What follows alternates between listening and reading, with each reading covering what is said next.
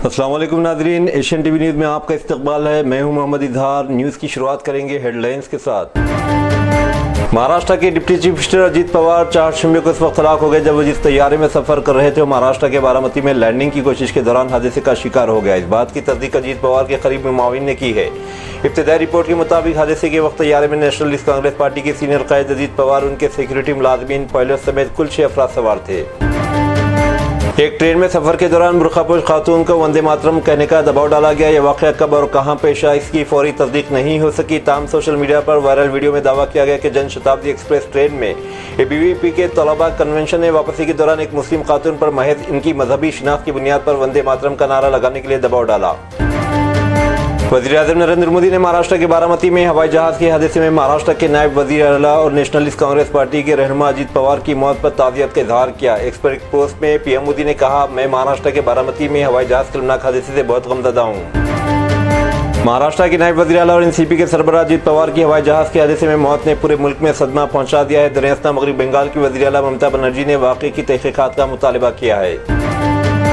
हैदराबाद की मुज़ाफ़ाती इलाक़े मेडीपल्ली police station की हदूद में तेज़ रफ्तारी के बाइस पेश आने वाले एक भयानक सड़क हादसे में 2 इंजीनियरिंग तलबा मौके पर ही हलाक हो गए जबकि 2 दीगर की हालत तशवीशनाक बताई जा रही है। हादसा उस वक्त पेश आया जब तेज़ रफ्तार कार मेट्रो पिलर नंबर 97 से जोरदार टकरा गई।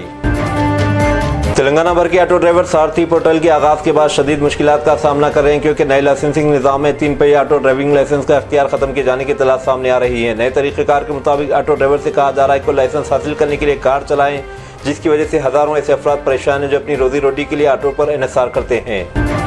अब पेश हैं खबरें तफसील से। बारामती में मौजूद अजीत पवार के करीबी साथी किरण गज्जर ने जो मकामी हॉस्पिटल में मौजूद हैं बताया कि अजीत पवार समेत तमाम 6 अफराद मुर्दा हालत में लाए गए। इतलात के मुताबिक अजीत पवार जिले परिषद इंतखाबात से कबल बारामती में 4 अवामी जलसों से खिताब के लिए जा रहे थे कि इसी दौरान यह अलमनाक हादसा पेश आया। हादसे की तफसीलात बताते हुए बारामती एयरपोर्ट के मैनेजर शिवाजी तौड़े ने मीडिया को बताया कि तैयारा लैंडिंग की कोशिश कर रहा था कि रनवे से फिसल कर हादसे का शिकार हो गया। वाज़ेह है कि बारामती एयरपोर्ट एक खानगी इदारे के ज़ेर इंतजाम था जिसे हाल ही में महाराष्ट्र एयरपोर्ट डेवलपमेंट कंपनी के हवाले किया गया।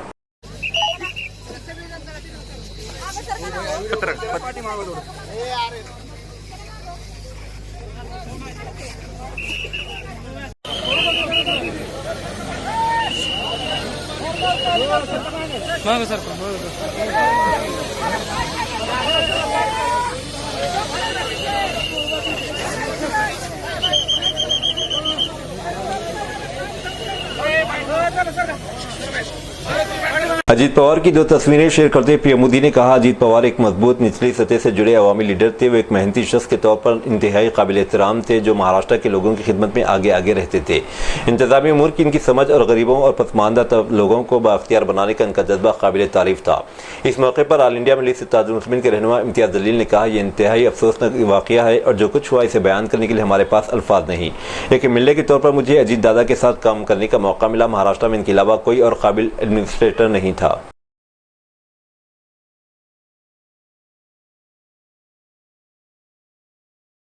नए UGC कवानीन के खिलाफ एहतजाज अब दिल्ली में UGC दफ्तर के बाहर तक पहुंच चुका है। मुजाहिरीन ने हुकूमत और UGC के खिलाफ नाराजबाजी करते इन कवानीन को तलबा के मफादात के मुनाफी करार दिया और फौरी तौर पर वापस लेने का मुतालबा किया। इस एहतजाज में बड़ी तादाद में तलबा, नौजवानों और समाज के मुख्तलिफ तबकात के अफराद शरीक रहे। उत्तर प्रदेश में भी इस मामले पर सियासी हलचल तेज हो गई। लखनऊ, रायबरेली समेत कई अजला में BJP के बाद लीडरों ने पार्टी ओहदों से इस्तीफा दे दिया है। वहीं UPSC अफसर अलंकर अग्निहोत्री ने भी अपने ओहदे से इस्तीफा दे दिया। अपने इस्तीफा की एक वजह शंकराचार्य की तौहीन को बताया है। वाज़ेह है कि नई UGC कवायद की सरकारी कॉलेज हो या खानगी यूनिवर्सिटीज़, हर तालीमी इदारे में इक्विटी सेल कायम करना होगा। ये सेल एक तरह की अंदरूनी अदालत के तौर पर काम करेगा। अगर किसी तालिब इल्म को महसूस हो कि इसके साथ इम्तियाजी सलूक हुआ है तो इस सेल में शिकायत दर्ज करा सकेगा और कमेटी की सिफारिश की बुनियाद पर इदारे को फौरी कार्रवाई करना होगी।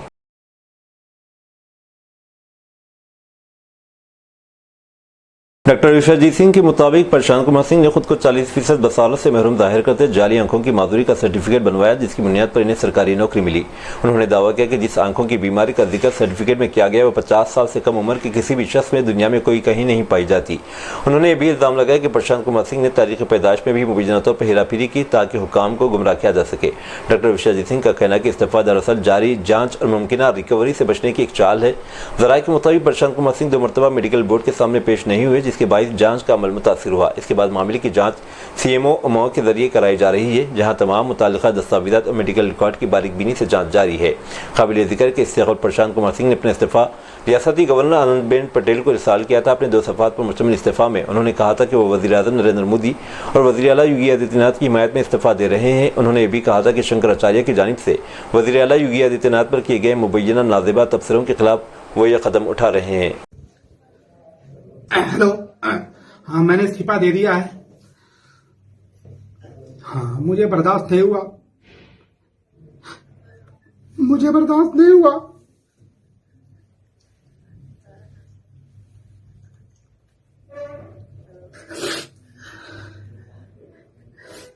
जिसका नमक खाते हैं उसका सिला अदा करना चाहिए। मुझे बर्दाश्त नहीं हुआ।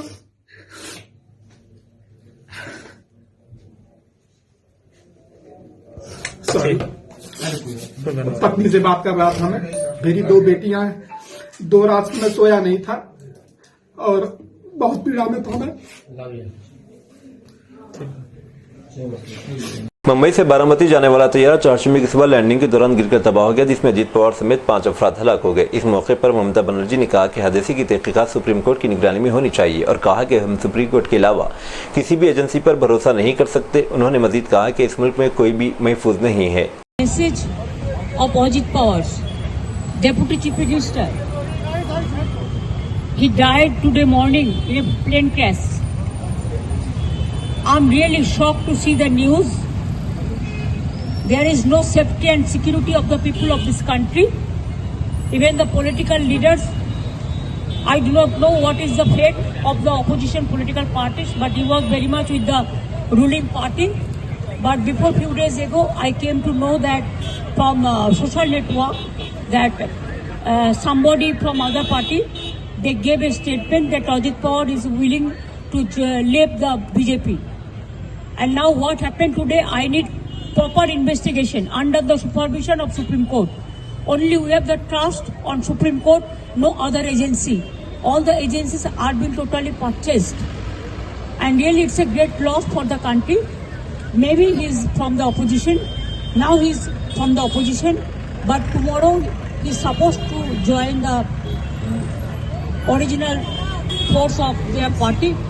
My condolences to the family, Maharashtrian people. बुरखापोश खातून के साथ वंदे मातरम पढ़ने के लिए दबाव डालने वाली वीडियो में ये मुतालिबा वाज़ेह तौर पर सुना जा सकता है। ताहम बुरखापोश खातून ने अपनी जुरात और हौसले का मुजाहरा करते इस दबाव के आगे न झुकने का फैसला किया। उन्होंने न सिर्फ इनकार किया बल्कि इस दौरान पूरे वाक़े को रिकॉर्ड भी किया, जिससे इस मामले की शफाफियत सामने आई है। सोशल मीडिया सारिफिन के मुताबिक ये वाक़या बढ़ते हुए मजहबी दबाव और अक़लियतों के खिलाफ नफरत अंगेज़ रवैयों की निशानदेही करता है। दूसरी जानिब खातून की हिम्मत और आइनी हुकूक़ की हिफाजत का मुजाहरा न सिर्फ मुतासिर कुन है बल्कि समाज के लिए भी एक पैगाम भी है कि खौफ या दबाव के सामने अपने हक पर कायम रहना मुमकिन है।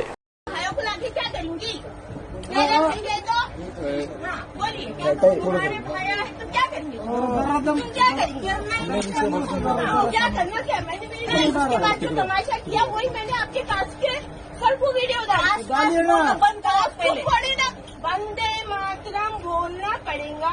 इसलिए आपको किसने आके फोर्स किया? आपको किसने फोर्स किया? आप क्या बोल रहे हैं? आप लोग क्या बोल रहे हैं? आपके पास कोई पर्सनली आया आपको बोलने के लिए? अगर बोला भी होगा तो आपको पर्सनली नहीं बोला है। पर्सनल मन म्हणाल का तुला? ओके, आपके पास बोला नहीं हुआ था, बोलना ही पड़ेगा। अरे आपको पर्सनली बोला भारत स्वातंत्र्यामध्ये होता ज्यावेळेस भारतावर इंग्रजांचं राज्य होतं, त्यावेळेस भारताला सर्वांना एकत्र करण्यासाठी आणि भारताला पारतंत्र्यातून काढण्यासाठी वंदे मातरम गीताच्या खाली सर्व एकत्र आले होते आणि तेव्हा आपल्याला आज भारताला स्वातंत्र्य मिळलंय। आज जर महिला ट्रेनमध्ये प्रवास करत असतील, आज जर आपण इथं व्हिडिओ काढतोय, आज जर आपण इथं मोबाईल वापरतोय, कशामुळे वापरतोय तर आपल्या पूर्वजांनी सुनलो पहिले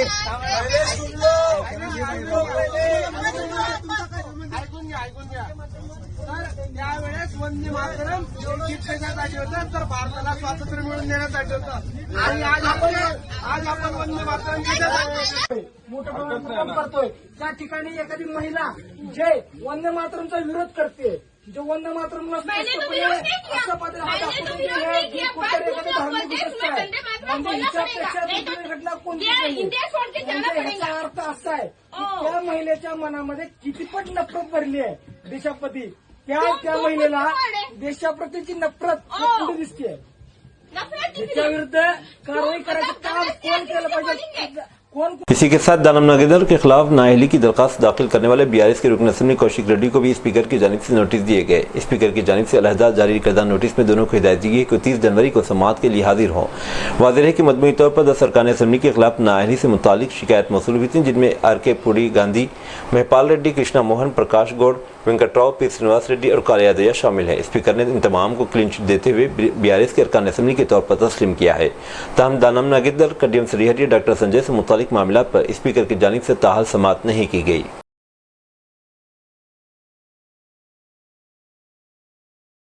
कविता ने मजीद कहा कि सोमिया की हालत नाजुक है, तम इसमें कदरे बेहतरी आई है। उन्होंने कहा कि एक एक्साइज कांस्टेबल को कत्ल करने की हिम्मत अगर गांजा माफिया कर रहा है तो इसका मतलब है कि इन्हें हुकूमत का कोई खौफ नहीं रहा। हुकूमत ने ड्रग्स और गांजा फ्री रियासत का वादा किया था, लेकिन बदकिस्मती से देहातों में भी गांजा और ड्रग्स आसानी से दस्तयाब है। उन्होंने कहा कि स्कूलों तक गांजा और ड्रग्स पहुँच रहे हैं और बच्चों को तबाह किया जा रहा है, जिसके नतीजे में खवातीन सबसे ज़्यादा मुतासिर हो रही हैं। घरेलू तशद्दुद के वाक़यात के पीछे भी गांजा और ड्रग्स की एक बड़ी वजह बन रहे हैं। उन्होंने मुतालबा किया कि हुकूमत अब होश में आकर ड्रग्स और गांजा माफिया के खिलाफ सख्त कार्रवाई करे। साथ ही एक्साइज और फॉरेस्ट अमले को हथियार फराहम किए जाएं, क्योंकि इन्हें तरबियत के दौरान फायरिंग सिखाई जाती है, लेकिन अमली तौर पर हथियार नहीं दिए जाते। कलवा कुंडला कविता ने कहा कि अगर अमले के पास हथियार होंगे तो गांजा और ड्रग्स माफिया में खौफ पैदा होगा। उन्होंने तेलंगाना जागृति के कायदीन और कारकुनान से अपील की कि इस लानत के खात्मे के लिए सरगर्म हो और अगर कहीं ड्रग्स या गांजा माफिया की मालूमात मिले तो फौरन पुलिस को इत्तला दें।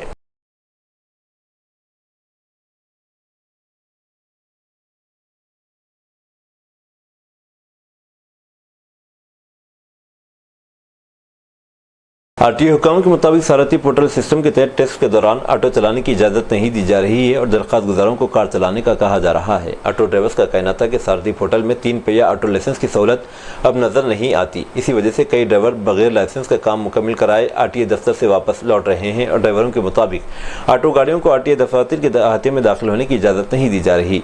दरख्वास्त गुजारों को कार सीखने और चलाने की हिदायत दी जा रही है और इन्हें हल्की मोटर गाड़ी लाइसेंस जारी किया जा रहा है। हुकाम का दावा कि लाइसेंस ऑटो चलाने के लिए भी कारामद है। ताहम ऑटो ड्राइवर्स का कहना है कि इससे तकनीकी और कानूनी मसाइल पैदा हो रहे हैं।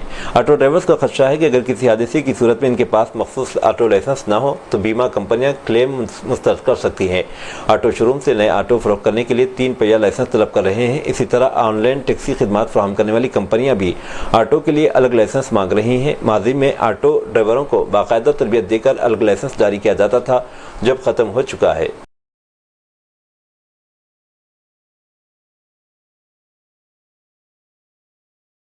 हादसे के वक्त कार में 8 अफराद सवार थे। टक्कर के नतीजे में साई वरुण और निखिल नामी 2 तलबा मौके पर ही दम तोड़ गए। वेंकट, राकेश और विश्वंत शदीद जख्मी हुए, जबकि सात्विक, हर्षवर्धन और अभिनव बहिफाजत बाहर निकल आए। पुलिस के मुताबिक तमाम मुतासरीन का ताल्लुक वनपर्ती जिले से है और वो इंजीनियरिंग के तलबा है। इत्तला मिलते पुलिस मौके पर पहुंची, जख्मियों को फौरी तौर पर करीबी अस्पताल मुंतकिल किया और मुकदमा दर्ज करके तहकीकात शुरू कर दी हैं।